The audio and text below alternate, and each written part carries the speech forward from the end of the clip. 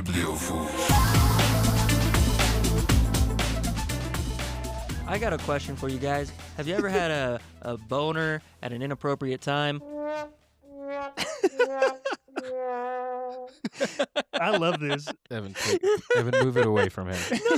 Take it away from him. No, please. I'll be good. I'll be good. I swear. I do love that you're in charge of, like, you're within reach of the sound effects. I And think Mag you'll is do not. the job the best. Hi, welcome to Bibliofool. Wait, You're not supposed to do that. I'm not No, the you host? can't. I kind of want to see where this is going. I do have a thing, though. Ready? Live from Mac's basement in Salt Lake City, it's Saturday morning. Yeah. Oh, that was the wrong That's one. the wrong one. There it is. There we Okay, let's try that again. Let's try that Okay, again. Saturday morning. You got to hold it down. Yeah. Yeah. Okay. Doing it live, We're folks. doing it live. We are indeed doing it live. Yep. The three of us together. Welcome to Bibliofools, everyone. The show where we read books so you don't have to. Truly, there are too many books. I was thinking about this. The people that don't like to read, this show's for them because then they can get cool stories that they wouldn't otherwise have. Yeah. The people that like to read, their list is too long. I have a moral quandary with what we do. Because I think people should read for themselves, but we specifically are asking for you to not do that and to listen to us. But also we encourage just doing it yourself. True. I think you should read, and I think you should also listen to our podcast, and I think both things can happen. I think Well, both things can happen. there's room for both. Read the book and listen to our podcast because our commentary is pretty damn good. Take it away from him. Get it Oh, away. man, yeah, No, we I'm can't. done. Seriously. Jeez. It's 5 times in 2 minutes. I don't want to yuck your yum. do the wrong one. Weirdly perfect one. All right. Oh, yes. All right. Well, we are indeed together, all wearing exquisite turtlenecks, ready to talk about the best book series of all history. Life is good right now. Yeah. I feel like we're happy, we're healthy, or at least we're saying we are for the public. That's what you think. And that's all you're ever going to know. We are reading. And if we're not, that's our business. It's none of your fucking bit. Well, hold on. Sorry. I'm sorry. Well, it is weird that everything we say on this show becomes their business. We're offering it to them. It's true. And I love It's on it. display. I think I want them to know more about me. Like, what do you want them to know about you? Do you know what this is a hot take, but I think my favorite Disney movie is a hardcore tie between Hercules and Tarzan. I think Excellent. the other ones, people are like, what about Lion King? I'm like, no. Get Lion King out of here. I don't need it. Tarzan wins every time. Yeah. Every damn time. I want to be a manimal. Yeah. That's like something I think I'm a little reserved in some ways. I would like to be more just feral. Yeah. Scream to the heavens. Yeah, I get it. My brother's saying "You'll Be in My Heart" at my wedding, and I can't hear that song without crying. Wow. That's amazing. Um, What about the I forgot about that one till now. I'll do that one at your next wedding. That's Smash all alright. your dishes. When you guys renew your vows, I'm doing that one. I don't think we need to renew our vows. I just want Phil Collins to make the soundtrack of my life, dude. I don't care about being a manimal. Shout out Yeah. Phil. Love you, Phil. All right. Well, today's book is the Dungeon Anarchist Cookbook, which is book 3 of a series that has quite frankly changed our lives and made us better and I think slightly more annoying people. I talked to Yep. everyone about this. Mm-hmm. I can't stop talking about it because, again, Seth MacFarlane, if you're listening, I'm an actor. I have a Persian cat, and I am not above begging and looking into the heavens and saying, you will not break me. I will keep trying to do this. Yeah. Seth MacFarlane will not break McKylan. I will, when you cast like Ryan Gosling or some nonsense like it happened to us already with Project Hail Sure. Mary. He's snuck in there. I will every day scream at the gods and just be like, why not me? And I just want to say, Seth MacFarlane, thank you for Family Guy and American Dad. That's true. We did And watch Ted. that a lot. We watched Yeah. Family Guy a lot in high school. I I feel like that was a watched- big one for us. I watch Family Guy every day of my life. It's I try to done. get into it, but I don't know how to. How the hell do you not get into it? You just Well, jump no, in. It's well, like, hilarious. Because I haven't watched it in a long time, and so like I'll watch episodes all the time, but I just like do one or two. Because I feel like if I do, if I start, I don't know where to start a full season, so I'll just start at the last season and just do let me do like 3 episodes from this. This isn't interesting. But it is. It's a little glimpse. I could feel I wasn't here. I don't like this. You know when your body leaves your body? Yeah. 100%. No, I know what you're talking about. Yeah. You're watching yourself from the outside. I was just like, I'm just talking about my streaming habits. Anyways, DCC. That's right. That's right. Well, this book plunges readers into the Iron Tangle, a hellish system of tunnels and trains where Carl, Donut, and their allies must survive mobs addicted to drug shots, betrayal from fellow crawlers, and even a war god. Along the way, they gain powerful sponsors, daring new skills, and forge unprecedented cooperation to save hundreds of crawlers. It's a tale of grit, sacrifice, and Carl's unbreakable defiance against a system designed to break everyone. Yeah. It's so good. This is just This is my favorite one. I think it's my favorite one. This is not my favorite one, but it's close. It's not. Okay. I've only read 4, and this is probably my 3rd favorite. Oh. I go okay. 4, 1, 3, 2. I always do this thing where the first book or the first of a series I kind of hold in its own regard. It's not like part of my rankings ever because I'm like, it's the first one. Like it's what got me in. You know, I can't. You're not gonna like put the doorman in with your favorite people at a place that you work. I don't know. Even if the doorman is the best. He's the best. The doorman's the man, but you're like... You let me into the bar, but I'm not going to rank you as part of the reason my bar is... This isn't... No, this is good. This is correct. You're hanging out with your bar people. So we're at a bar where... Okay. It's... You make eye contact with the doorman from time to time, and you just wink at each other. You let me in here. You opened that door for me. That's book number 1. That's book 1. We promise, by the way, if you're joining us for this one and you haven't heard the other ones, you don't know what Dungeon Crawler Carl is, we're going to do a recap at one point. But before we do a recap, you should know, last week, we chose characters. Oh, yes, we did. Or last episode, Dungeon Crawler Carl. Okay, I do have to change my character's name, though. Okay, you can change the name. I won't change anything else, just the name. If you change anything else, it ruins everything I have planned. Nope, it's just his name is Darius Holt.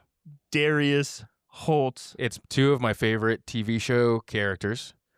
Darius from Atlanta. Captain Holt from Captain BNN. Holt from Brooklyn Nine-Nine. Hell yeah. And also Jake Holt doesn't sound good, and Darius Peralta doesn't sound good, so we went with Darius Holt. Darius Holt. I love it, and it fits. Strong. Well, we're going to do, for our characters, a whole story because we're children and we like to have fun. Yeah. And so this is a good time. Last time we chose the characters, we're going to review what we've chosen, but also we're getting loot. It's like Christmas. It's Bibliophools Christmas today. Oh, we're starting to understand our character. We're leveling up a little bit. We've leveled up. We've covered some ground in the dungeon. Okay. And we find ourselves in a safe room. Time to open our loot boxes in the style of Dungeon Crawler Carl. What does the safe room smell like? I think it smells like whiskey and cigarettes. Okay. Can we find a different safe room? Yeah, we probably should leave. What's a smell that's happy to all 3 of us? What's a happy smell for all 3 of us? How you feel about the smell of coffee? It's like whatever. Okay, so maybe not coffee. Makes me think of airports. Maybe a Panera bread. Do you like a Panera bread? What's your favorite fast food restaurant? How about like a bakery? Can it smell like a bakery? Panera like bread is a bakery. So that's... No, like fresh baked cookies. I'm talking, I don't know. Subway? No. Eat fresh? Subway does have a I'm smell. not trying to be difficult. Subway does have a smell, and it's not we're bad. teeing you up, and you're really just leaving us hanging. I'm just trying to think of like a smell I enjoy. I think an outside smell would be more appealing to me. You want it to smell like outside? I want it to smell like a field, like a grass field mixed with other native plants. That's what I want it to smell like. I don't think we should have asked you this question. The safe rooms are repurposed restaurants. You got to stay within the bounds. Yeah. Okay, so we're just not going to... We're in a safe room. Okay, the safe room. Here's one. You asses. The safe room. We're asses. You did. The safe room smells like McDonald's. It smells like McDonald's, and everyone's happy. That's all we were looking for at the beginning. I forgot the safe rooms have to be repurposed restaurants. You didn't remind me till the end, and now I look like a jackass. You don't look like a jackass. Honestly, I probably look like a jackass. You're the more likable one. I think you're all asses. You're all asses right now. I need to cool it down. There we go. Here we are in And a this- McDonald's. This one smells like McDonald's. And also, Yeah. we're sitting across from each other, so I feel like I have to talk directly to you a lot. I don't know why. Are you not feeling that? I just want to talk to Evan's crotch because it's right there. Yeah, look at that. Hell yeah. You can see it. Look at this. Mm, Yeah. mm, This is the benefit of seeing a Mhm. live episode. Eventually, we'll do live shows, and it's going to be a lot like this. A lot of crotch. A lot of It's a we're lot all of and we're crotch. all sitting. I'm sitting wide leg. Kyle's got a leg up on his. You can see his crotch, so that's just news. It's because we're confident. Yeah. Isn't that what that means? It's because we read books. Again, reading Hell books yeah. gives you confidence. What were we talking about? We were doing loot, and we're in a McDonald's, and system message. You have been rewarded, you beautiful crawling freaks. I did. I wrote it. I love it. I'm going to make you go through this. All right. Darius Holt, human ranger, chaotic neutral. He's a free spirit. You have received the compass of north is whatever I say. Points the most interesting direction, not necessarily the most safe or correct. Ah. Wow, that's great. Did you make these? He did. You made I did. You also have received the Whimsy Wine Flask. Once per day, drink to immediately teleport to a random location somewhere on the map. May deposit you upside down. I love this. That's These awesome. are dangerous. These are dangerous but useful. They're applicable to you too. I think that's the point. It's the AI, Evan, just very much commenting on who we are. I wish Evan was my AI all the time. I wish Evan. Do you? Because he gave me a drink that teleports me. Yeah, It's a that's blackout drink. That's badass. That's objectively badass. And I might be upside down. It's going to be useful, though. And then a compass that could point me to problems. No, interesting. It's the most interesting direction. Exactly. Sometimes so that's the... that's off where you, you wanna though. go. I'm assuming that's you decide what's more the most interesting thing. I'll be like, I need some sleep. And you're like, what if he has to fight his mom? Hollywood kick your ass. Armor, sure. the condom of unending clarity. +5 to charisma, but you exist in a constant state of post-nut malaise. You just don't care anymore about things that just a second ago seemed important. So I'm not going to equip that. No, you have to. No, I don't. But then I won't do stuff. But +5 charisma. Ooh. But Yeah. what is the... It's a good stats, You have bro. post-nut clarity all the time. But I have clarity, but do I have the malaise? Because you said the malaise thing. Yeah, you don't care as much, but you do make better decisions. That's a good item. That's the actually whole- a good item. It's a really good item. Sometimes you want that. You And I gotta just equip have to it. have it on all the time. Man, anything to have Mac wear a condom, am I right? There we go. I like that there is a crowd that's like, yeah, lock it up. The condom. my Okay, favorite. well, Ranger Darius Holt, your complete lack of loyalty to anything but your own whims is both deliciously marketable and disgustingly human. Here, take these tools of freedom. May they lead you straight into terrible decisions that spike the ratings. That's awesome. Hell yeah, Yep. dude. That was sounds so about good. right. That's fucking awesome. When you first said this, I'm like, this is gonna be a dumb segment, and now I cannot wait for my gifts. I hope that your gifts are as cutting as... Yeah, yours were kind of cutting. You know, and It was sometimes you whiskey. have to find out who you are. Okay, I do want to be clear. I was trying to say, what would I say to a chaotic, neutral Yeah, human ranger? Not to I don't McKylin. have No, you in I mind. know. I'm kidding. I love you so much. Okay, Let's get Kyle. back to Kyle. Oh, so nervous. I'm gonna pee. Kyle has the best name. What is my name? What's my It name is again? Roscoe Oakenheimer. Yes, Amazing. Roscoe Oakenheimer. That is my name. Halfling druid, neutral good. You are the benefactor. You have received the acorn of collective snacking. When Yeah. planted, instantly produces a picnic that heals allies, but carries a 5% chance that everyone falls into a food coma and is immobilized for the longest 120 seconds of their soon-to-be-over lives. Okay, Nice. that's a good one, but it's also kind of scary, but it's also really good. I think that's a good in the middle of we have a big situation and everybody's getting drained and Yeah, Take I a think- risk. is it localized? It's anyone that eats your picnic. But so like if you plant the acorn and like let's say what's my class? I'm a ranger. Mhm. They can't do anything cool. No, they can't. They shoot bows, I believe. I want to be more like I want to fight. people with my hands, Kyle's though. gonna be, or McKylon's gonna be a completely different. Well, it's because I You just can don't know what change. these things mean. I want to like hit people. I like punching. I'm making it about me. It's so much worse in person. What's my next gift? Your next gift is Bee's Knees Mead.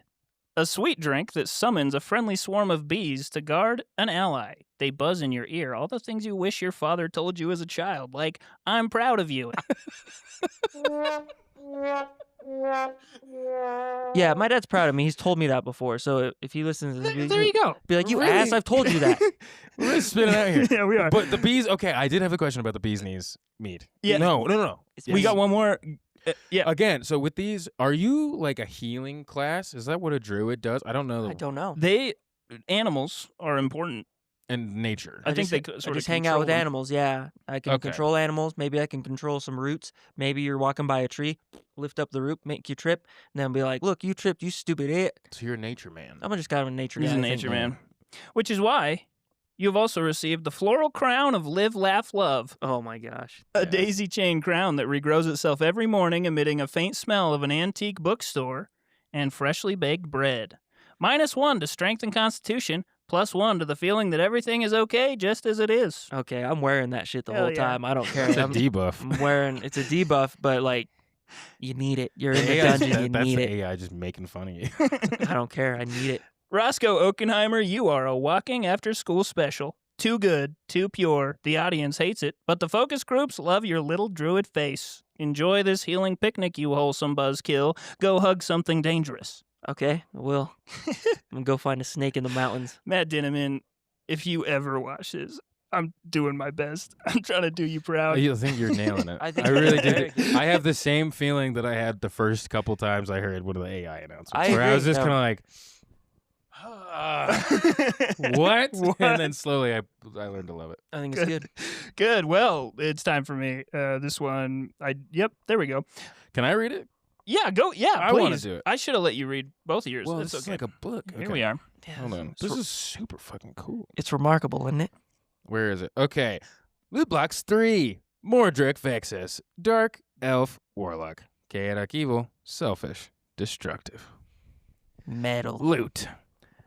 The contractual dagger of oops, the devil made me do it. +1 to all stats every time you betray an ally within 24 hours of meeting them. You're not a good person. Consumable. Soul Grenade. Throws like a normal grenade, but instead of exploding, it temporarily deprives the target of their soul, leading them to do unspeakable things before gaining their soul back, the aftermath of which can be quite unpredictable. Wearable. The fingerless glove of nobody gets me. They told you it was a phase. They were wrong. +1 to Constitution. Once per floor, you can summon Gerard Way to cry loudly, causing all enemies within earshot to give up temporarily. Mordric Vexus, you naughty little demon boy. You're everything that this show was designed for. Malicious, selfish, beautifully entertaining. Take this dagger and stab a friend. Ratings spike every time you do. You make the producers very excited. That was so good, Evan. Thank you. It's the most positive of the 3.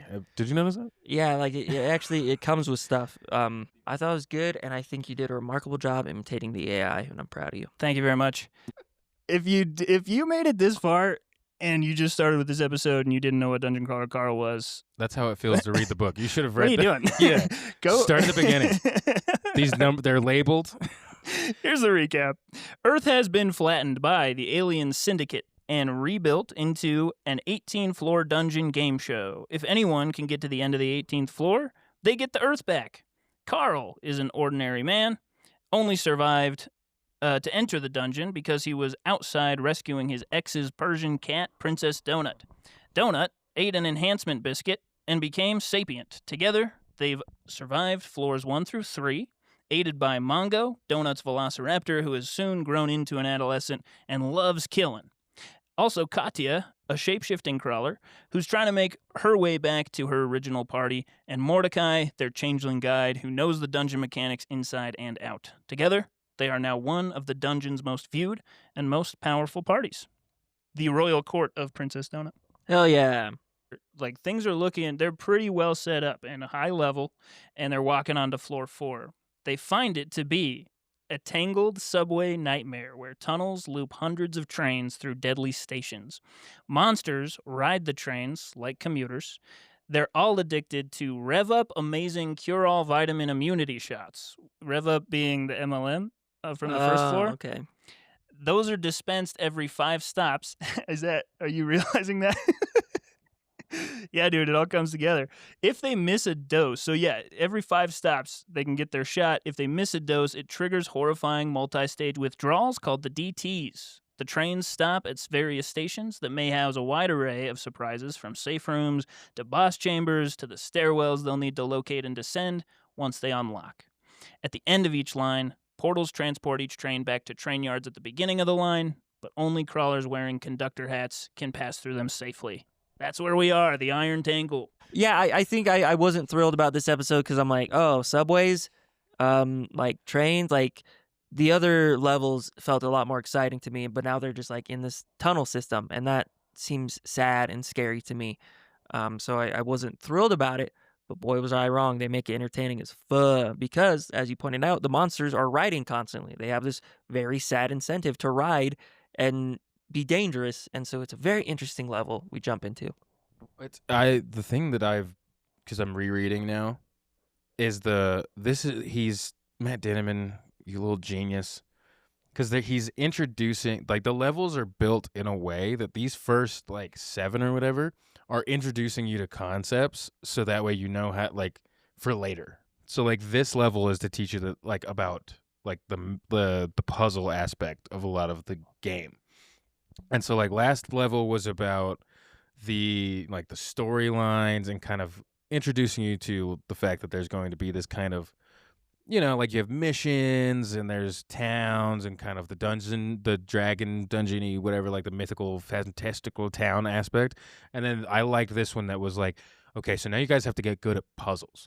Yeah. Because it's like, by the time you get to the 9th floor, it's going to be both. Interesting. And, like, I think Mordecai kind of talks about that a little bit, where he's just like, oh, so this is the first time we've done this one. But essentially, this one's just a massive puzzle that we need to figure out what the train lines do. Yeah. And it's overly complicated, but I think because it's so pared down, just because it's the train lines, you do really get deep with a lot of the characters. And I love this one because it makes you understand why, like, Carl's not a main character in the dungeon. In a weird, like, Donut's more of the, like, in the dungeon, there's actually main characters. Like, you kind of see the breadth of everything, and he is just, like, a really important supporting character in this dungeon. Yeah. And this is the first time you're just with this character, so that's who you pay attention to.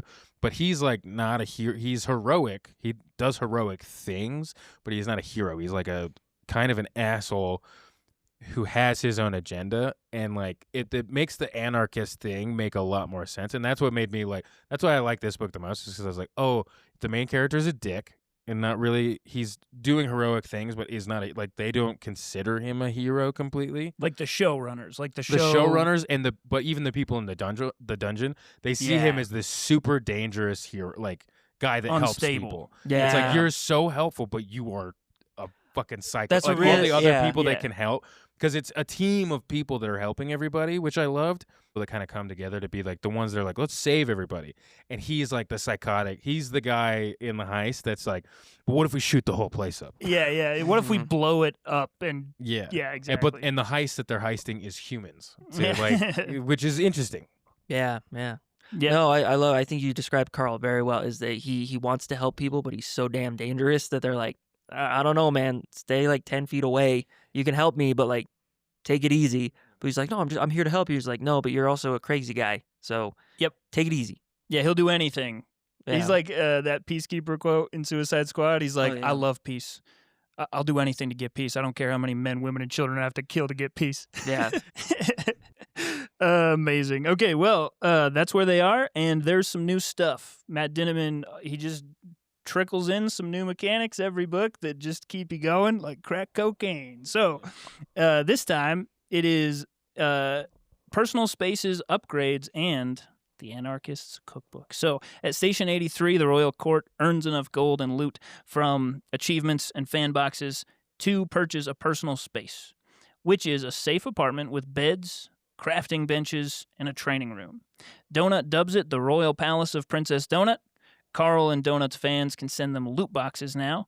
When Carl opens his fan box, a winged wolf man named CHOO presents a prize carousel where Carl must choose one of many prizes with no context as to what they do.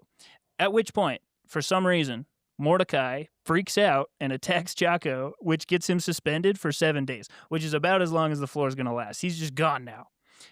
Carl has to choose something, and with no help from Mordecai, he does his best. Luckily, he chooses an old book that turns out to be the Dungeon Anarchist Cookbook, a unique guidebook full of dungeon knowledge written by previous crawlers that he must keep secret or else it'll disappear.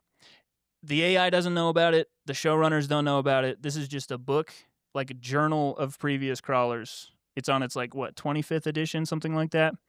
And it's like, hey, you have to write stuff down in here. And this is kind of crawlers from generation to generation being like, this is how we're going to get them. We're going to write down all their secrets, and then we're going to.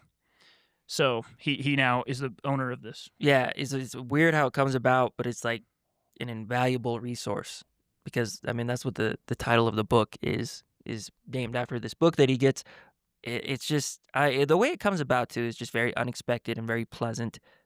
As you learn about it, I'm just like, wow, it's so random, but it's so helpful. But also Mordecai's gone. Their main helper guy is gone. Why is he gone? Why did he hate this Wolfman? It leaves you wanting so much more. I do like that the whole thing is that the dungeon, it's built into the dungeon in this way that if you hit a certain criteria, it presents itself to you. It's very much the sword of Gryffindor. Yeah. Yep. Where it's to anybody who needs it. Go home, Albus Dumbledore, wizard voice. Albus Dumbledore. I'm Albus Dumbledore. I like boys. Do you think would we take Gandalf seriously if he rode up and he's like, "Hey guys, so how you doing? My name is Albus, and I'm here." Why is Gandalf's name Albus? I mixed up Albus my weird Gandalf. old white guys. What do you want from me, man? They all look the same to me. True. It's reverse racism. We're coming for you. But no, so I like that it's this magical thing that the dungeon just provides you if you meet the criteria, and Carl gets it. And I don't know how you guys feel about this.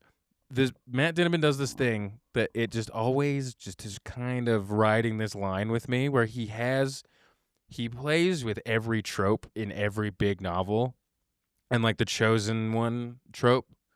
This is a chosen one trope, but then it also is he's chosen for anarchy. Yeah. So I'm they do it in this interesting way, and once you hear the thoughts of the other crawlers, it's not it's not everybody's a specific type of person or thing. It's kind of not at random, but it's if you have the correct characteristics. So I thought that was interesting. It was annoying and cool simultaneously. Yeah. It's got a ton of useful information. He builds bombs, and now he has his sapper's table in this personal space. Mm-hmm. And so he can build more complicated bombs. And so the trick for Carl is there's recipes for explosives and devices and stuff, and I have to make it seem like I came up with it myself. That's the trick. He's got to figure out how to make it not obvious. Yeah. And Mordecai right away is how'd you know you could build landmines? And so Mordecai's what's going on? But I'd imagine if I had because if you get found out, it gets taken away from you. It goes away. Yeah. So you can't use the knowledge that you get too obviously, or else immediately the showrunners will take it from you. Or not the showrunners, the game. It's runners. Unknown. We don't know where it came from. The or it will AI delete itself. Doesn't even seem to know that it exists. Yeah. It's like a glitch of some kind. Yeah, we don't know who's behind this. Weird loophole, cool thing. Yeah. I do imagine if I had it, I would feel like I felt when we were reading 50 Shades, and I was trying to read it on a plane where it was just in my backpack, but I was sitting next to a pretty normal-looking guy, and I'm a normal-looking guy, so I was like... Define normal-looking guy. What is normal-looking guy? Is it because you're just because you looked right at me when you said that? What's a normal? Hey, it's fine. But you know what I mean? But no, it's just you're not trying to somebody. Get it up fast Yeah. And be don't look at what I'm reading. I'm reading this for a thing. It's for work. I do that on. I remember there was recently I was on a plane and I was watching Blade. Hell yeah! And I got super nervous about watching Blade because the opening of Blade. If you guys have seen it, No. You haven't seen Blade? No. You need to watch it. It's awesome. Highly recommend. Bibliophiles recommend. We'll pretend to read the book of it. I don't know, but the Book of Blade. The Book of Blade, but it's like a blood rave. So it's a rave of vampires, and then they shoot blood out of the ceiling, and they're all dancing, and then Blade shows up and murders a bunch of the vampires. And I was like sitting in an aisle seat, and there was a kid behind me, and then like I was just on like I just got very aware that people can see my massive iPad, and I was just like, oh, I'm very exposed in what I like right now. And So it's like that. The yeah. Dungeon Anarchist cookbook is like You're trying to hide the first scene of rave, Blade. the blood orgy that you're watching. Yeah. precisely. Wait, it's an orgy? I don't know, Are man. they They're also- vampires. They might be They're probably banging. Vampires Yeah. are notoriously horny. horny. They're banging. Well, there's also a lot of new enemies, mobs, bosses, NPCs. It's a new floor, so freakish host of new enemies to fight. There are fleshers, giant skin bags who devour and then possess the skeletons of their victims. Oh, so gross, so scary. Very important. Yeah. Yeah, it's a whole quest where this guy keeps getting eaten over and over again. The flesher eats the previous flesher, and he's not having a good time. There's various types of ghouls. Ghouls are important. They're basically zombies, kind of.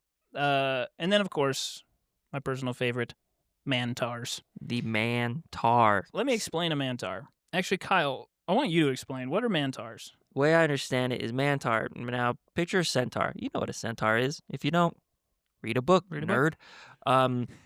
But it's got the man body, and then where the centaur's front hooves would be is just another pair of arms, and then it has human legs behind it. So instead of being a man torso with man arms and then 4 sets of feet, it's a man torso with 2 extra sets of feet or of hands for no damn reason. Yeah, it's and a then- man body, a full man's body, and then out of the head. Where the neck A should be, there's torso. another torso with arms. It is bizarre and it is gross. And I think if I saw one in person, I'd be like, I'd rather see the human centipede than that thing because it looks horrifying. And they're like gym bros who have Wolverine claws Yes. and like love working out, and they love like Leonard Skinnerd. Like And new their metal. god. They love new metal, and their Yeah. god is it Grohl? Grow. Yeah, and Yeah. their god Grohl, who gets summoned by Carl's gauntlet. Gauntlet. We find out. Yeah. This is the first mob where you got to be careful. Every time he hits him, there's a chance that his gauntlet turns them into the war god Grohl. Which is not good. Not Not good. ideal. I just love. I picture Matt Dinniman writing, and in my head, he's got a beautiful just studio somewhere where you want to be and write. And he was like, "I've created the most incredible comedic creature in the Mantar," and he's like, "But it's not quite complete." Wolverine claws. Wolverine Let's give claws. him Wolverine claws. Throw Wolverine claws on that bitch. I love And I it. do love that they just referred. He's just like, and they have claws like Wolverine. Yeah. Like he's it's not- it doesn't fart around about it whatsoever. It's like, you Yeah. know what the claws look like. you get it. You've Yeah. it's come just on. Wolverine claws, you weirdo. And they wear trucker hats, and like they love new metal, and they're douchebags. Yep. And like the voice that Jeff Hayes does, he's like, "What's up, brother?" It's like, yeah, it's like Hulk Hogan. It's It is all- very yeah. Hulk Hogan. I love it. Okay, so these are the mobs. There's also new bosses, like the Titanic mimic stations. So these are fake train stations. So all the lines like have all these stations. Some of them are just giant monsters that look like a station, but if you step off the train, it just eats you, and they're essentially unkillable. There's also, we got the Kraken's back, which it's a Kraken, but also it wants to talk to your manager. That's what a Kraken is. That's the whole AI joke. I love it. And then they also it reproduces at an insane rate, Yes. which is important for later. Yeah, it has like Parasitic qualities. Parasititis. reproduction. It has parasititis, where it makes it a parasite. Is Yeah. parasitic. This is, the proper word is It's like that. They're like giant face huggers. They like parasitize bodies parasitically, and then the bodies parasite- explode into baby Krakens, and that's kind of like how it propagates through the universe. And it's like there's an actual like entity called the apothecary in the universe that the Krakens are supposed to be representing, because the Bornet Corporation, may we remind you, is like a bunch of just MAGA folks, and they hate the Kraken. They like the apothecary. They think it's like a big threat, and so they have this whole conspiracy theory that they're sort of basing this floor on. But we have them back. They also run Rev Up, which is where the drugs are coming from. So anyways, they are important. And then there's also huge Franken monsters, which are created when too many of the festering ghouls, just type of ghoul, they get together and then they grow worms out of themselves and become one giant monster with a bunch of mouths. And there's goat monster. There's a goat. There's a thing that if you attack it, it turns into a goat, a giant goat. Yeah, there's also like good goats. There's good goats. So this book, this is because I was thinking about this, but I didn't ask you about it because I was like, this is how it feels when you get into this round or this floor. It is so complicated and there's so many variables. Yeah. That it's kind of exhausting, but I thought it was fun. But this book is like chock full of, and this is a thing going forward. It's chock full of shit, and it's tough to do a recap of it because it's so complicated. So much shit. On one floor, we got good goats, we got bad goats, we got flesh-eating monsters, we got mantars, and that's like not even a lot of stuff. Yeah, it's a lot of stuff. It's not even a fraction of the main threat. No, we haven't even gotten to the fact that there's train stops that there's about 50 different train lines. Some of them are colored train lines, and then some of them are called like the Nightmare line. And do you go into this in the script? Like a little bit, but what you're making the right point, which is there's so much. It's there's hard so much to do stuff. a recap. You even it even goes down to like the safe rooms are only on even floors, but then on odd floors there's these other things, and then on some there's transition stations where you can go to other train lines, but then also on the employee train lines, there's other buildings. And then at the end of all of the train lines, there's a thing called the Abyss. And then there's also a thing that is the train station. It's a lot. It's a lot. It is exhaustive. But I'll stand by it. This is my favorite one of the books. Yeah. Because it is exhaustive stuff, but because it's so simple in what it is. Like the content is simple, it's just confusing because there's so many variations on the content. Yeah. But then the character stuff gets like this kind of huge upgrade from that. Yeah, but it also serves the story very well because it's like the odds could not be more stacked against them. And if you think that it could get worse, you're right, because there's all these crazy things, and now it's not just survive the mobs, it's figure out the puzzle, get to the floor on time. There's just so much, so it's like a very impossible scenario, and that's what makes you want to keep reading. It's like there's no way he gets out of this. There's no way Carl, Donut, Katya, like they should be dead right now, and so you keep reading to figure out how in the world could this happen. And they do. We talked about this with Fourth Wing. This is gonna be a long episode, so sorry, Kyle. My name's Carl now. So did Carl. Sorry, Kyle. Godspeed, Carl. What name do we want to use for today? Okay, Roscoe. Sorry, Roscoe. But oh shit. But so like we were talking about in Fourth Wing, when you like have a thing when you have something that seems stupid or easy to solve, when the character solves it, you don't feel like the character is smart. Whereas in this book, it's so hard to figure out that I was like, this is amazing. Yeah, it's a miracle. Everybody's genius. It's a true miracle that you could solve half of this. Did you follow it? No. The story works whether you follow it or not. Exactly. That's the crazy thing is I lost track. As soon as I started talking about train lines, I'm like, I'm not an engineer. Like, what are you talking about? Yeah. But the story is still so damn good. How does that work, Matt? But I think it's also done, like, Carl doesn't follow it either. Like, they don't, I think that's why Matt Dinniman's good with this character is because he's such an anarchist. He doesn't really they just immediately find ways to break the floor. Or not break the floor, but not follow. It falls apart. Yeah. They don't do in all actuality, they do not do the puzzle at all. Not like it was supposed to happen. And they kind of acknowledge that. They're like, oh, everybody's just working together. Man, I want to watch his writing process. I want to watch, like, be a fly. Carl 5 minutes ago. It's fine. It's fine. A wing Weedo. The wing Weedo. The wing Weedo? I want to watch him write and figure out the ideas. I just feel like it would be so much fun to be like, okay, trains, but how do we get them back to the beginning? Portals. Okay, well, what about when they break an abyss? I just feel like he's sitting there like he knew the Iron Tangle backwards and forwards. He had it all mapped out in his brain. Writing this script, I was like, I don't want to misrepresent or like get the facts wrong, so I need to understand it. And I read so much on the fandom last night, and I was like, oh, okay, that's how those like interdiction cards work, and like that's what this is. But you're like, I don't know. I got to the end, and I was like, there's portals and like Batista's stranded. I don't know. Well, they gotta go get Batista. Yeah. And then Beanie there's the Babies. hats. They have hats that let They you all Gotta in. get all the hats. Yeah.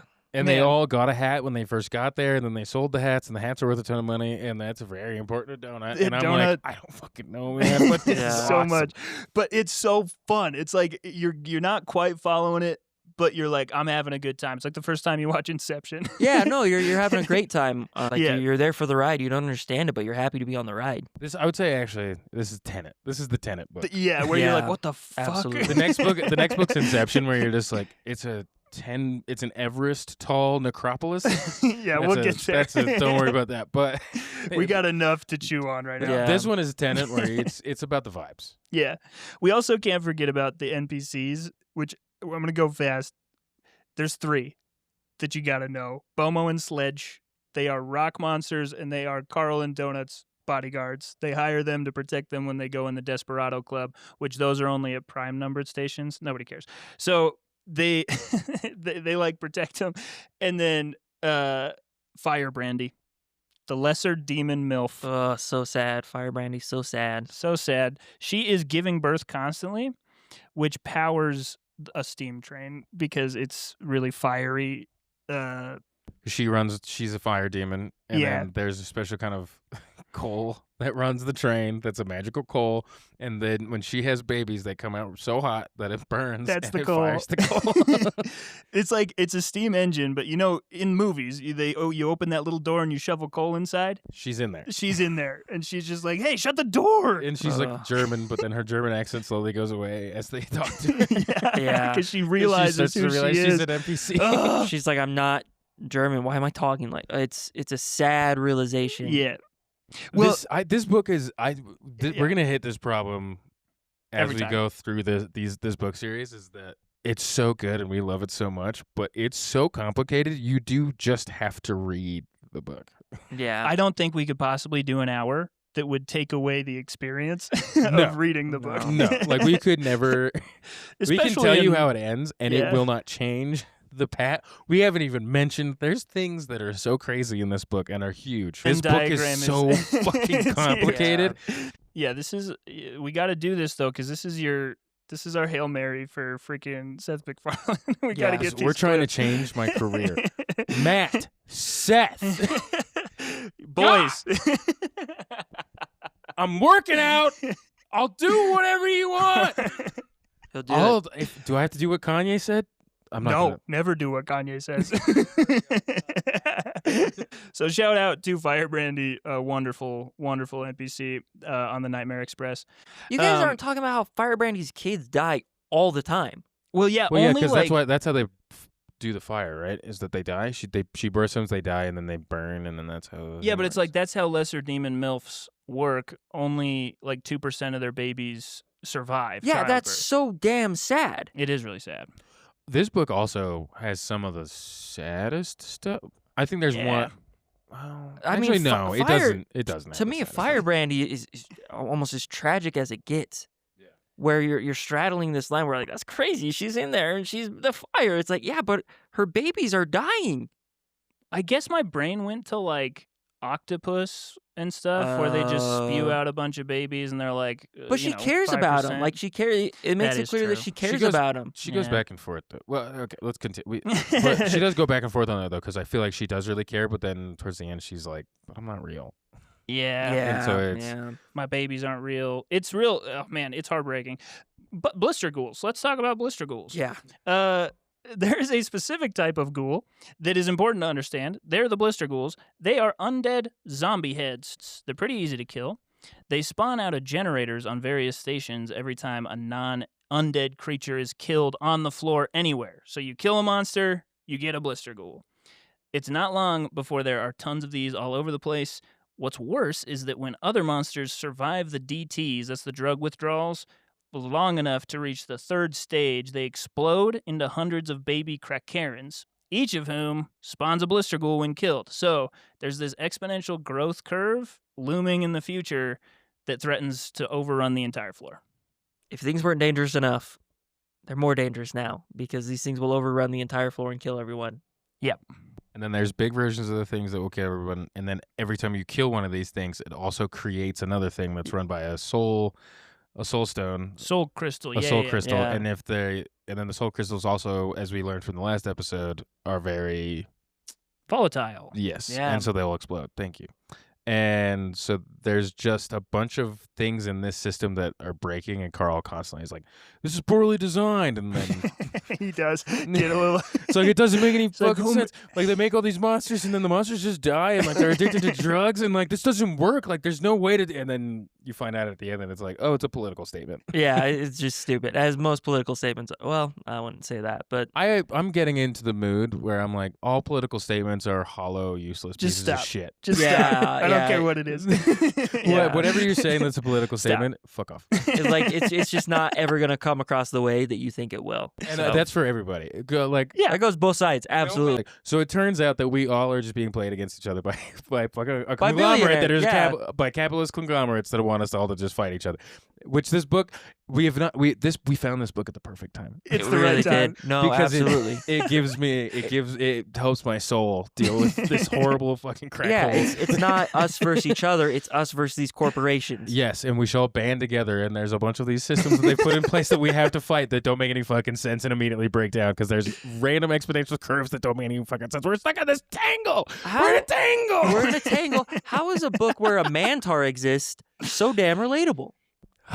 So where are we at? Bullet point 7. Yeah. 7? I think here, if Tucker Carlson, it was revealed he was a mantar the whole time. Oh, that actually makes a ton of It'd be- sense. yeah. But- That'd be awesome. And we're a pretty apolitical podcast, but we clearly lean in a certain direction. But I think that everybody is Yeah, I took slowly. a shot at the right. Let's take a shot at the left. Bill Maher, probably a crack Karen. Let's take Oh, a shot at the yeah. left. Let's the people were getting canceled for a while, and then Jimmy Kimmel goes down. Everybody's like, "Fuck, we got to do something." Whoa. But also, it was really bad. I was like, guys, All right. Well, back to the Iron Tangle. The Iron Tangle in the book, and not the one that is just brewing in your the- pants.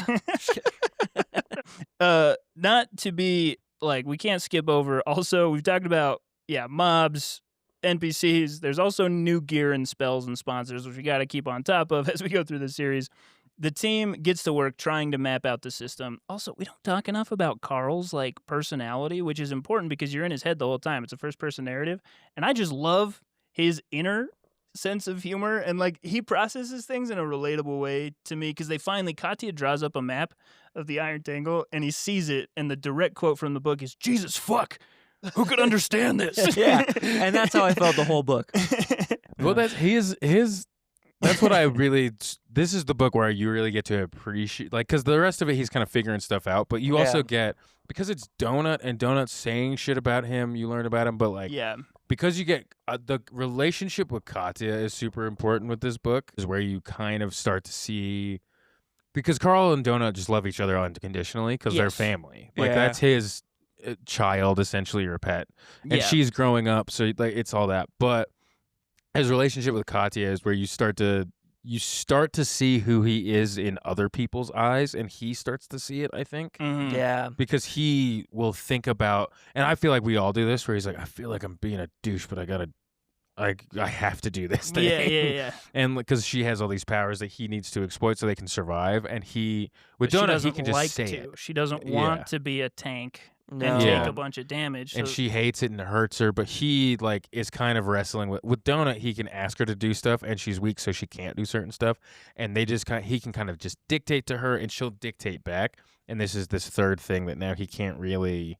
Katya pushes back, and she's Yeah. nervous about him, and he starts to consider her feelings, which he doesn't. He considers Yeah. Donut's feelings, but he's considering this new person's feelings. And it's interesting. It's kind of this little relationship that like a girlfriend that you just you've never had a girlfriend and you're just figuring it out for the first time. Yeah. Like you don't want to go watch a movie and it's like, well, actually, I Why like to don't do you this like the stuff. movies I like? Yeah, But exactly. but we want to go to this dance, don't we? It's very a high school girlfriend. Yeah. I'm just saying, I don't know. Yeah, 100%. Man, it's so good, and we can't cover it all. Like I said, read the book, okay? To read the So Donut, she does gain a new spell called Hole, which, writing this, I was like, Donut Hole.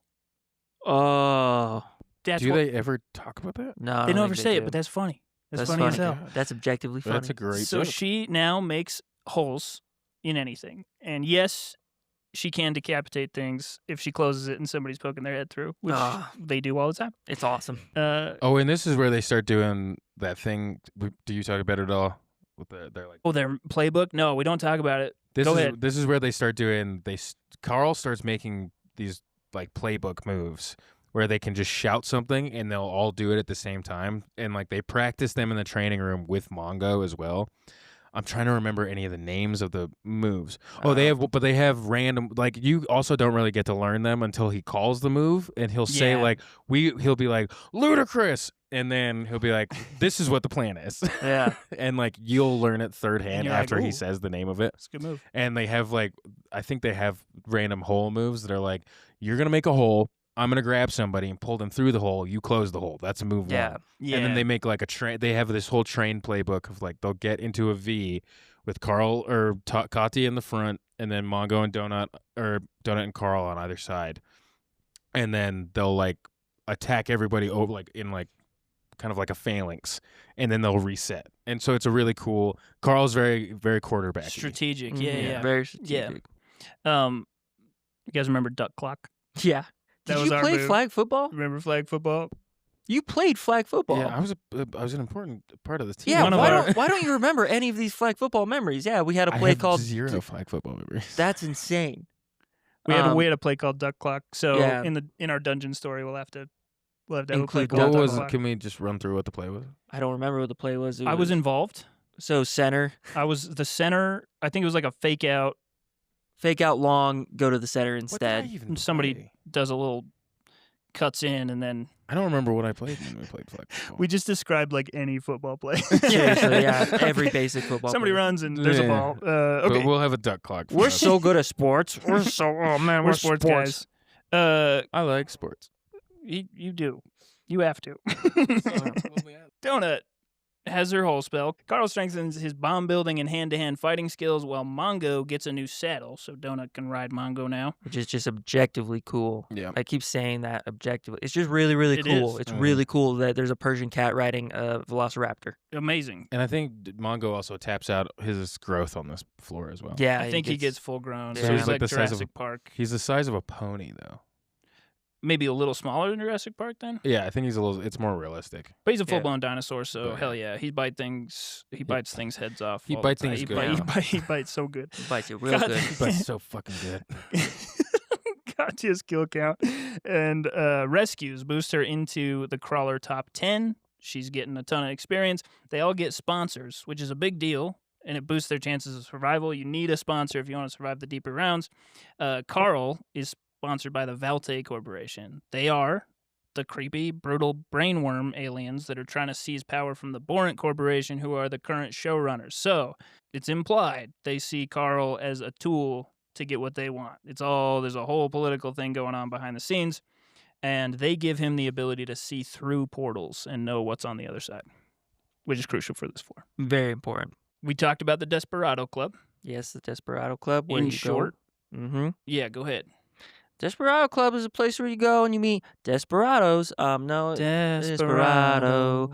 Why won't you come to your senses? We can't afford it. We can't afford it. We can't afford it. We can't afford it. We can't afford it. No. You can do 5 seconds, You right? can do 5 seconds. What are you I talking actually about? think that that's not true. I Oh, think people shit. think it's true. I think you can just. I think they can just do They whatever can they come want. for you.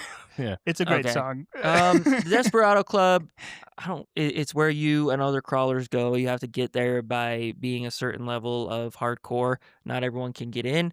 And you go and you can convene with other people and get drinks and stuff.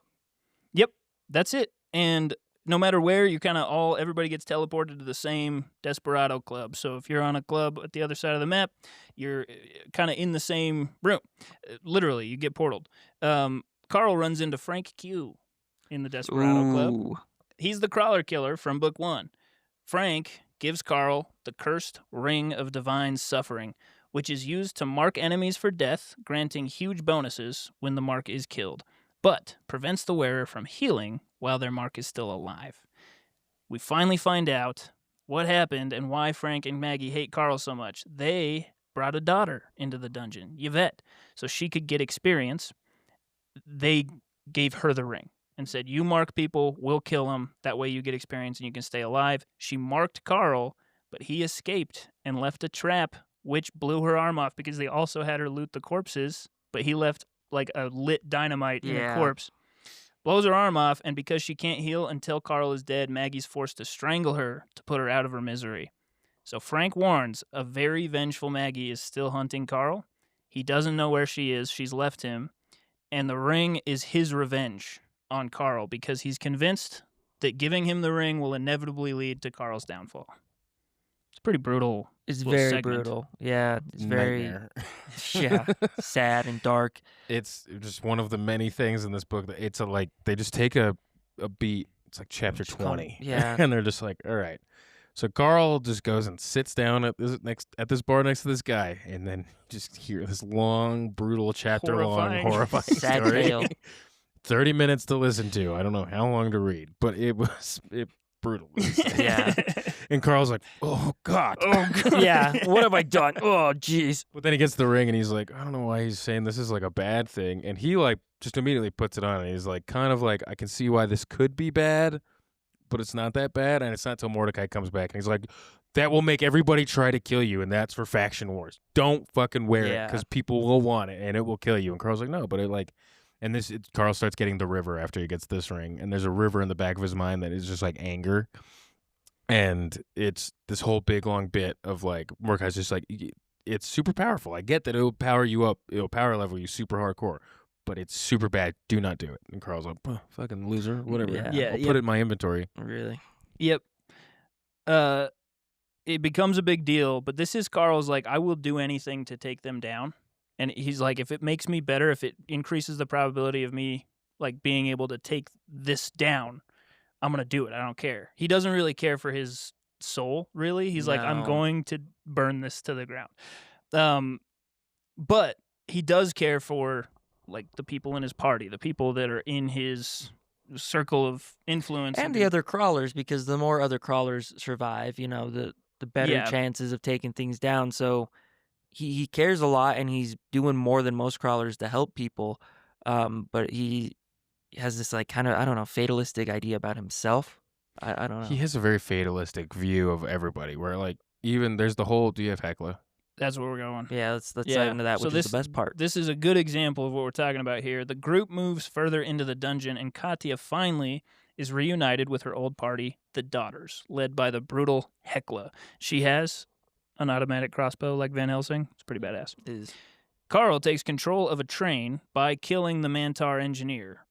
Hecla proposes using Katya's shape-shifting ability to turn her into a living plow with spikes strapped to the front of the train so they can mow down enemies on the track and move further into the dungeon to rescue stranded crawlers. She has an ulterior motive, though. Her true aim is to enrage Carl, giving her justification to kill him so she can get Donut for her party because Donut has the manager benefit and they want Mordecai. Yeah, Hecla's sketchy and dangerous. Yes. During the rescue, Hecla keeps slyly shooting Katya. So messed up. To try, she's like, we're just trying to make Carl angry and make it so... Donut detects this, though, because she has magic sunglasses. The arrows are invisible, but Donut can see them.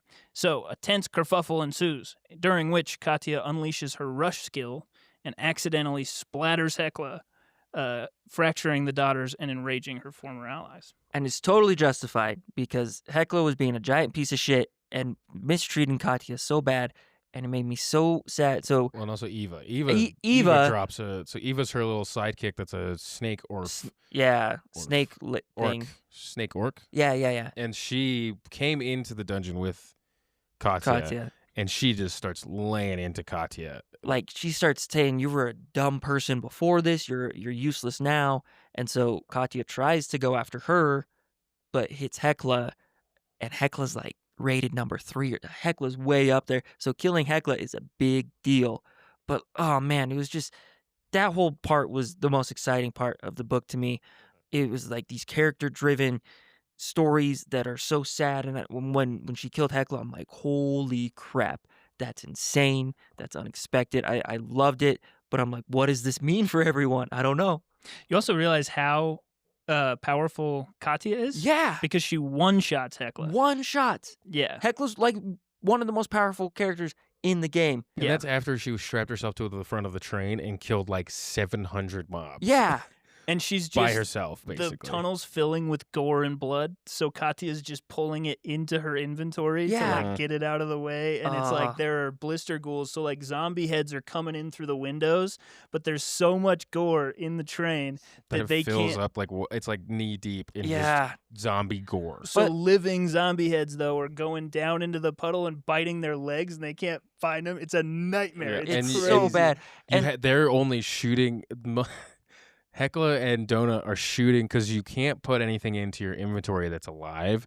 So they're trying to kill things in front of that like might still be alive. So So Katya can pull them into her inventory Just to get them out just to of get the tunnel. because they're killing hundreds and Yeah. hundreds of things at a time, and the bodies are just piling up. It's a wild little visual. Yeah. It's It's wild. dude. Yeah. and the It's whole wild. time Carl's trying to protect Katya, and he knows something sketchy's going down, Mhm. and he can't say anything because he doesn't want to piss Donut off. And but it's like Carl's just trying to be there for Katya because they've had this very beneficial relationship where he's helping her, but she solves the puzzle. Like it's very sweet and special, but aggravating that Hecla's own people are trying to kill her. And so when you find out, you're like, yeah, get him, freaking get him. Yeah. And the plan is it's a fucked up plan because essentially the plan is they're gonna use Katya to go save all these people, but then while they're doing that, Hecla's gonna kill Katya, and then she has a healer elf woman in there as well that's supposed to be healing Katya, but I think Eva tricked the healer girl into and was like, do not actually heal Hecla. Katya. Yeah. Katya. And so Carl will get mad when Katya dies, will kill the the lady that was supposed to be healing Katya, and that will make it so Hecla can kill him. And that's what the actual plan is. And I brutal plan. Very. Because she's like, we'll just kill two of ours so that way we can kill Carl and then we can get Donut so we can have Mordecai.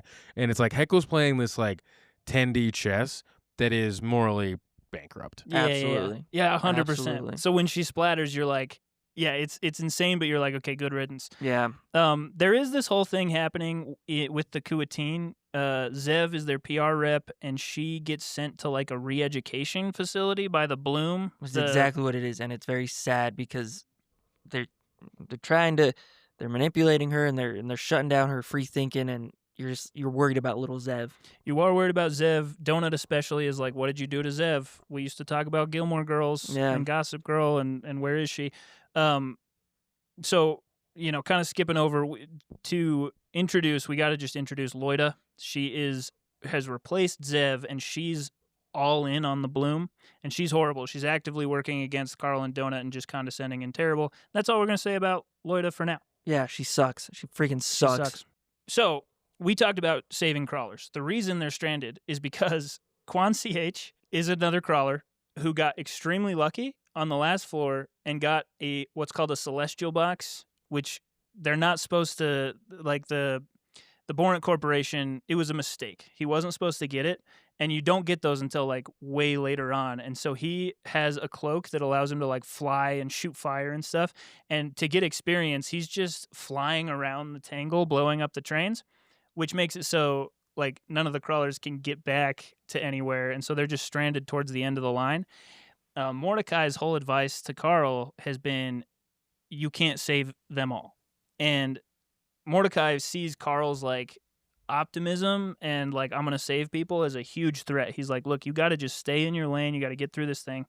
So Mordecai's gone though, because he attacked that NPC. So Carl is like, we're going to save everybody.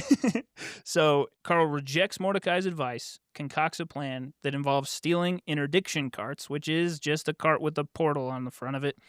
They're going to drive those to portal back the survivors to the train yards. First, he needs to be able to drive the interdiction carts. So they meet Growler Gary, which is my favorite part of the book. The book's great. This is the best part. He's just a sad, drunk Knoll, which is like a hyena man. Yeah. And they need his hands because you have to have like hands on the cart to be able to turn it on and steer it. And he's the type of NPC that respawns if you kill him. So they keep going into the bar. Mongo bites his head off. They steal his hands and go back. And he starts to figure it out like after 3 or 4 times. And he's like, why are you doing this to me?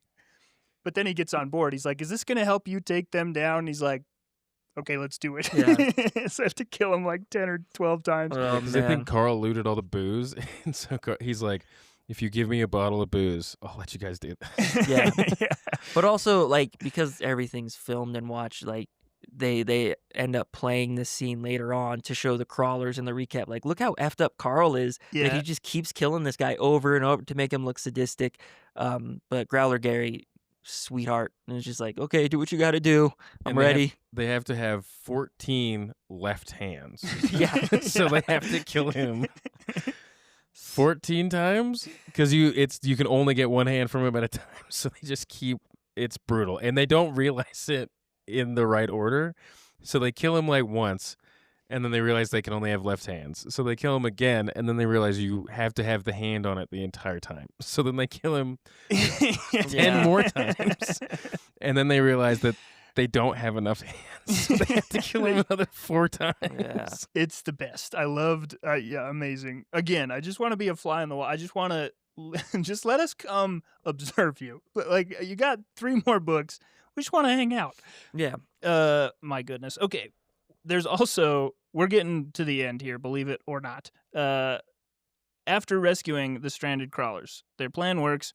They navigate to the stairwells, and they're just waiting for them to open. But Katya is really smart, and she puts it together. The layout of the tangle is more convoluted than they even thought it was. It's actually hollow. There's like an in-between, like each track has a mirror image track on the bottom of it, and then in between there's like a tunnel. And the tunnel is full of baby crackherons that are about to be unleashed, which will drive all crawlers to the waiting mouths of colossal bosses on the other stations, as blister ghouls are spawned by the carnage as the crackherons overrun the dungeon. So it's gonna get bad here. And then, do we have it? So then they find out that the whole goal is that at 6 hours to the stairwells opening, the entire dungeon will flip upside down. So that way, all of these crackherons just flood into the into the rest of it. And Carl's the one who figures it out. And then classic Matt Dinniman move. He's like, "Oh no, I figured it out." And then we watch him come up with this whole plan, and they hang in an interdiction tank over one of the holes. And then when it happens, you get a message from other crawlers. They're like, "Oh shit, the whole thing's flipping upside down." And one of the crawlers is like, "Yeah, that's what Carl explained to us earlier." Yeah. Yeah. And then he calls her a bitch. And then and it's the one time in these books where I was like, "Ooh, I don't know if that's cool," because the guy responds in an Asian accent and is like, "Fuck you, bitch." And I was like, "Whoa, wait, hold on." Hold on. And then they just move on past it, and I was like, Okay. I love these books. What was that? Anyway. What happened? Okay, so of course, Carl has a plan that involves doing something extremely irresponsible to cause massive amounts of damage. So this is a question for the listeners that we're just going to answer for you because you can't talk to us. How do you solve a problem like swarming octopus monsters, zombie heads, and giant unbeatable bosses? You summon the war god Grull, and you send him through a portal, of course. Because, of course, I forgot about this part. That's insane. I forgot about this shit. How did I they forget find about out that this? if you overload the soul gems, then they'll Yes. explode and they'll kill the boss. But one Which of the ways you do by how? The soul gems powering the the soul gem is powering the ghoul generators, and blister so ghoul, yeah. to overpower the ghoul generator, you have to kill a living boss. So that way it will go through the ghoul generator, and that's too much, and so it will blow up the generator, which they find out because they accidentally blow up like 1,000 mobs when they do their ludicrous plan.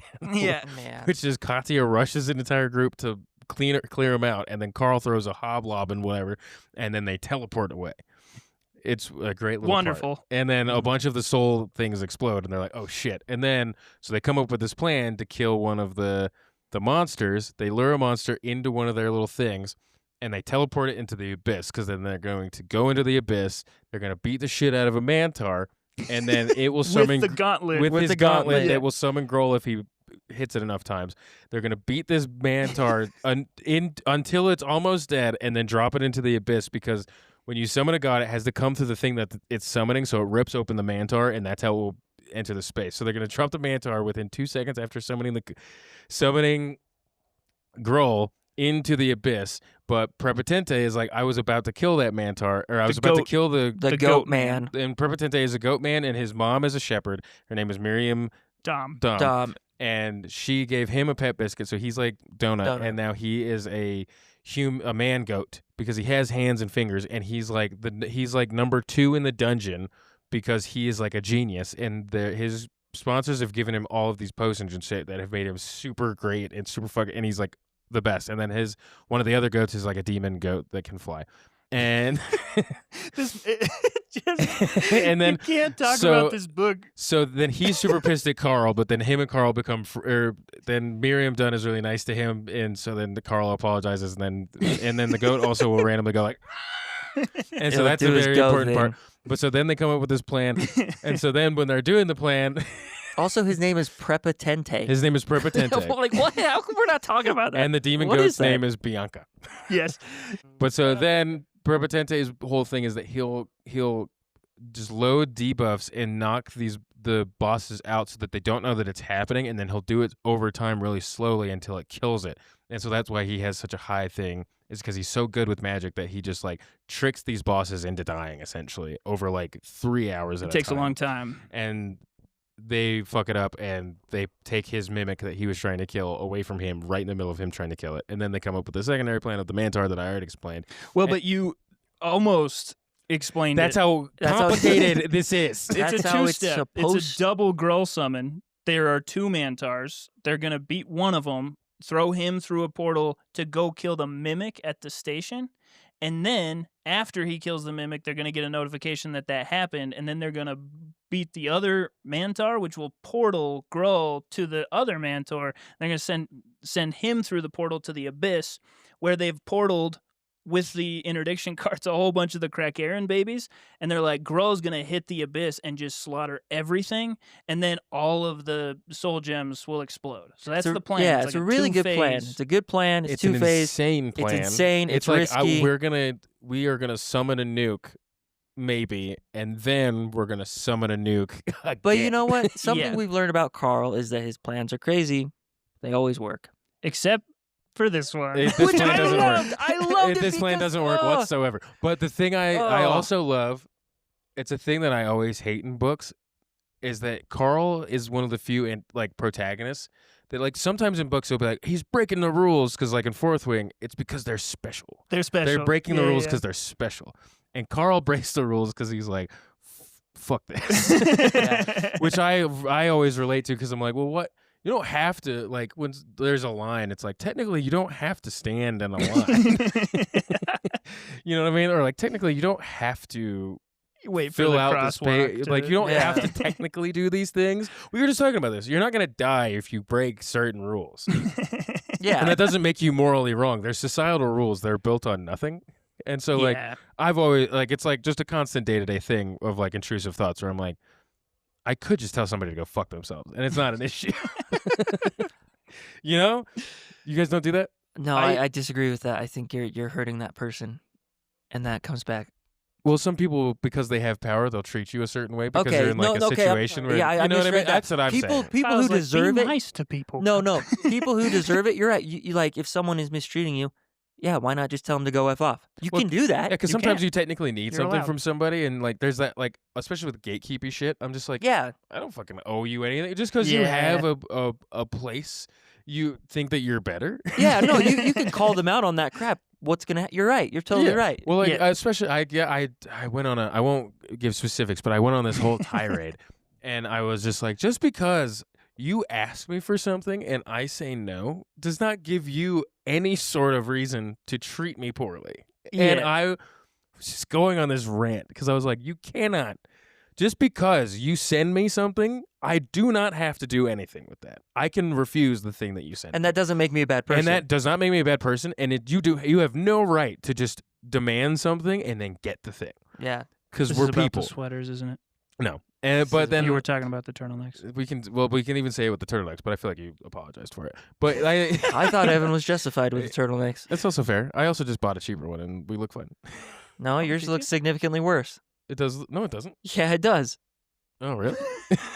That's fine, because it's gonna sit in my closet for forever. I actually, you know what? I think We it's are funny totally though you did that. I'm so glad. Yeah, no, I just immediately was just like, you can have your freak out, and you can ask for that. I'm gonna pay $10 for this. You didn't notice? No, I'm so glad you did though, because I've been feeling bad about that. I'm just glad that you're like, you're gonna do your thing and it's gonna be fine. I'm gonna But buy that's my own. so. This is a perfect example of what we're talking about in the book. Where like sometimes people will be like, "You gotta do this thing," and I'll be like, "I don't. I do not have to do that." Context for the listeners: I did have a meltdown about the matching turtlenecks. And like I'll buy if we do if Here this we becomes are. a regular thing, I would buy a nice turtleneck. But I'm like, we won't Regular, be. We like won't. 23 episodes regular or what kind of like. Yeah, Well, like, what if are you it becomes like talking how about? regular We've you Or are. already like run if into it this becomes some before. sort of way that we do episodes like more commonly, like we have like a setup where we at least film each, like we're not just doing it from Zoom, then maybe I would think about it. But we don't. And so I was like, I'm not gonna spend $30 for 5 seconds. This went perfectly. You were telling a story though, and But that's what I'm saying. This is exactly what I love about Carl, because Carl has the annoying dickhead anarchic spirit that I have, which is also just contrarianism and is bad, and you should talk to your therapist about it, because it's not something that's healthy.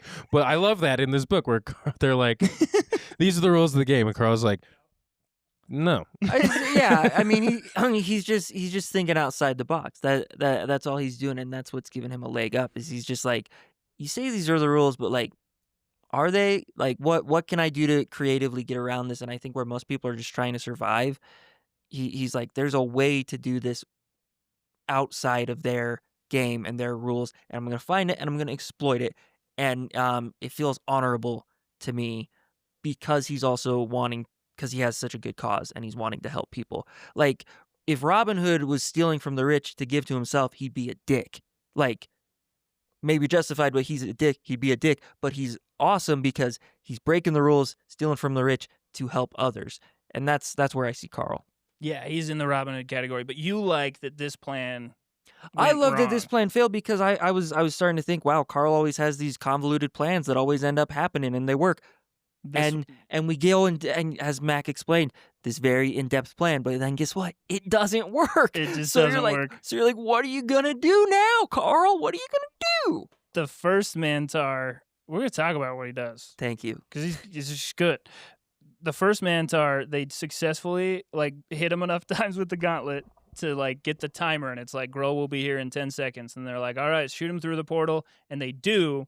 But Carl's feet are invulnerable because the AI loves his feet, and so he doesn't notice. He can't feel them; they're numb. So he doesn't notice the Mantar has grabbed his foot and pulls him through the portal. And so now he's on a station with a giant mimic boss, the war god Grohl, and there's a twist because gods are unkillable and absurdly overpowered entities that can be sponsored by the aliens just like the crawlers. So the aliens pay a massive sum of money, which gives them the ability to control a god like a Pacific Rim freaking mech suit. Mm-hmm. Like a kaiju. Yeah. And they can Yes. also change the kaiju's Appearance form. a little. Yeah. Yeah. So the maestro from book 1, who Carl humiliated on his show, has sponsored the war god Grohl, and so it's like a giant maestro, and he's like, I'm gonna kill you Yeah. now. He's like, guess what? Gods don't die here, bitch. Yeah. Like, you don't Well, get out of this until I think there's essentially they keep talking about the ascension. until a certain we have not floor seen it, where yeah. but It's on like the on the yeah. 12th floor, the gods will fight each other yeah. and the crawlers. But here, Carl cannot, even if Carl was insanely, he cannot kill this god. And Maestro knows that. And so he's like, I'm going to squash you, man. And there's nothing you can do about it. And that's how I felt reading the book. I'm like, damn, this sucks. And then backtrack because we're gonna do just like the book does. Mordecai made them an invulnerability potion, but you can only take 2 of them, and it heals you rapidly, and it makes you it does something else that makes it so that you can only use them twice because it will like ruin your potion taking abilities, but it makes you completely invulnerable. And Carl has one of those once this fight starts. Which sounds like Deus Ex Machina, but he is like effed because it's like for 3 minutes and the potion lasts for 1 or something like that. Yeah, so he's like, still screwed. Yeah. So he's literally, he tells Donut and the rest of the party, he's like, all right, I am done. Move on, stay away. But of course, they come to his rescue and there's this metal music playing because there's this show that just pops into existence as soon as somebody's like royally fucked. And so there's metal music playing and they're like, who's gonna win? And there's like people betting on, does the mimic win? Does the god win? Does Carl win? And Carl has like no odds. So anyways, really bad odds. Carl, Donut, Katya, Mongo, and allies work together to drive the War God Grull into a portal, which does send him to the abyss. He gets stomped on by War God Grull's bare feet, which the AI absolutely loves. Was it a hoof or what? It's a hoof. It's a hoof. Because He gets he's like a minotaur. Because thing. is it a minotaur? It's It's like a centaur minotaur. Yeah, exactly. Or- I think the War God Grull is a centaur minotaur. Yeah. A centiminotaur. So but then Grull takes it over, and so it's a centaur Grull. Well, Orc. Maestro. Or Maestro takes it Maestro. over, yeah. So it's a centaur orc. yeah. It's There's like a lot of centaur stuff in this one. yeah. Much. Sometimes you're gonna have to repeat stuff. Just no way about it. You can't be this creative and not have a couple of repeats. Yeah, you're gonna have a couple types of centaurs. You gotta have a couple. He's like this book. He's like, I've done so much work on the fucking floor, and I need one more monster. And it has to be. What if it's just a man centaur? What about the other centaur? Shut the fuck up. No, but you're right. So he gets stepped on at one point by this. I mean, and the god is buildings humongous. Tall, yeah, you know, and the mimic is also it's mimicking a building. Yeah, equally as big. And so, but when he gets stepped on, but he has this invulnerability thing. So like, I think he's just kind of shocked. He's like, I should 100% be dead. This is a weird sensation that I'm still alive. And Maestro's pissed. The guy controlling the god, he's like, are you kidding me? Like, it's such an intense, epic scene. Yeah. They buy, like, against all odds, they get him into a portal. He goes to the abyss. That causes a whole bunch of damage. The ghoul generators do get overwhelmed, clearing the path for everybody to escape. So they did it. They did it, and guess what? It wasn't Carl's crazy plan that did it. Carl would have been dead if it weren't for his friends. And that's what I love about it, is it's not like Carl's OP or he's like overly creative. He is, but he owes it all to Donut and Katya and these other allies that he has made by being a human, by, you know, trying to help other people, and it comes back and saves his ass in a, like, otherwise he'd be dead. There's just no way about it. If they didn't come back for him, which was risky as hell, he'd be dead. Yep. That's what I liked about it. Yeah. And I also love, did we talk about Ellie? Another one of his allies. Ellie is my favorite of the allies. Ellie and Amani, because they both are like these winged little sassy assholes who are a major part of saving him, and it's mostly Ellie, because then she like firing She's like icicles into his eyes, and that's what kind of like drives him into the portal. Yeah. And I was like, Ellie is she's the just an best. old woman who She was is like, turned into a fairy. I think we talked about it last episode. She was like 90. She's in the rest home group. Yeah. All that's left of them is one old lady that's now young as like an ice fairy, and then she's one disgusting. of the nurses. She'll talk about. She's just like, I remember She's a couple of perv. times, and like she's just a total perv. She's like, I remember when my husband did me so down there dirty that I couldn't walk for a week, and everyone's like, gross. That's gross. But she's awesome. But she's awesome, and she like is just firing.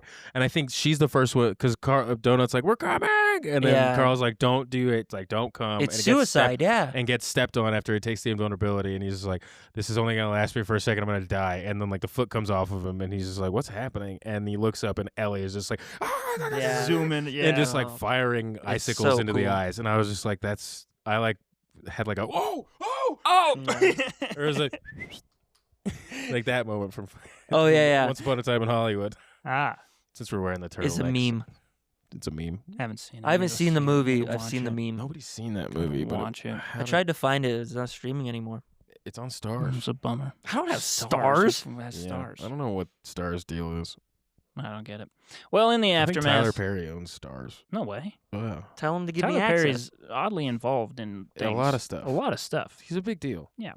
Well, in the aftermath, Carl reflects on I was gonna Mordecai's... I was gonna do a Medea impression, and I chose see, not to. I could see. I was just like, something's going on with Kyle. I could see your hands are moving, and you Yeah, kind of kept looking at me. I I was like, "What's he gonna do?" I'm like, Mac, I'm gonna do Medea, and then I'm like, no, I'm not gonna do I think Medea. it's good. You're That gonna- was give a you can- close one. What's her catchphrase?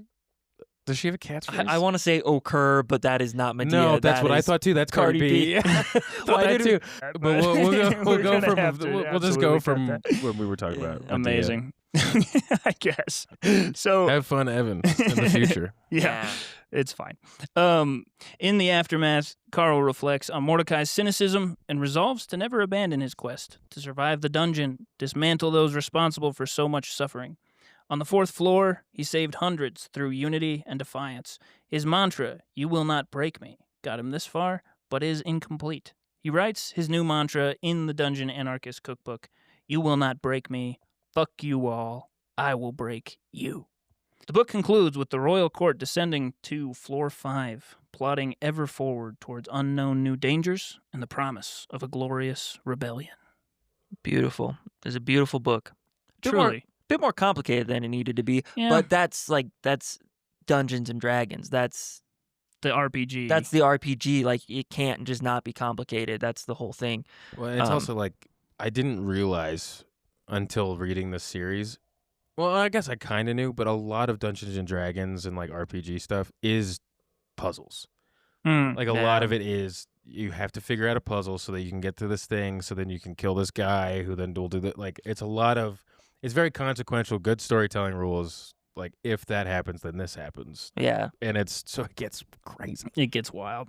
it's wild. Well, book in one word. Fantastic. I'm going to say entangled. Expansive. Aha! I love it. Well That's done. for all of Perfect. us. It was I perfect. forgot about that, and I wish I had remembered it.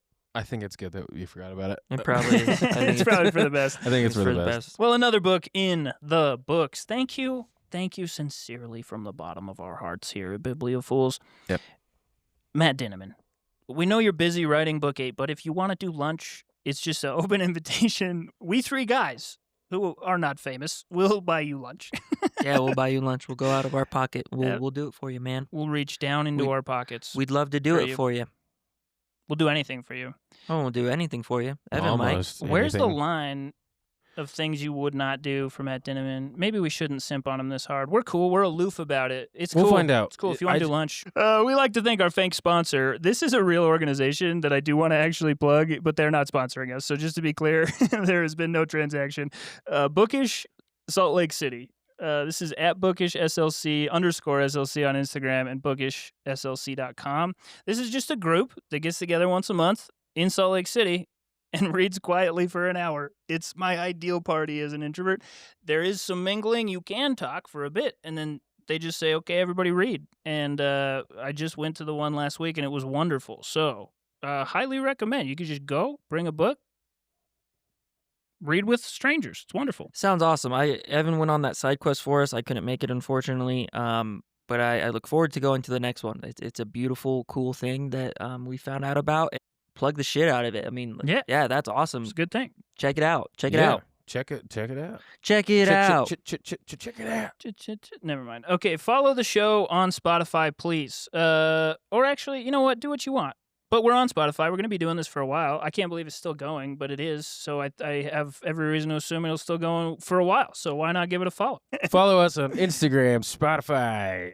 And Instagram. Follow us in real life. Learn how to do Follow. a trail car, you know? Like, get behind one of our cars, but far enough back where we can't tell somebody's Please following don't us. do that. I'm already worried people are doing I that was like, shit. no, Don't wait, do no, that. No. But you know what cool would be if somebody did do that? I mean, it would suck and you'd have to move, but, like... That would not be cool. What's the cool part? Cool story. It's a signifier of, like, okay, the podcast is We're doing there. well. Okay, I guess We've that's fair. arrived. We've done something so... Or we just have bothered one of these others so much. that they're Yeah. like, I'm going to fucking hunt We'll you still down. have 10 listeners, but one of them is a psychopath. But one of them's is trying to kill us. Mac, you got parting advice? Is for it the my turn to audience? do parting advice? Well, it's not my turn.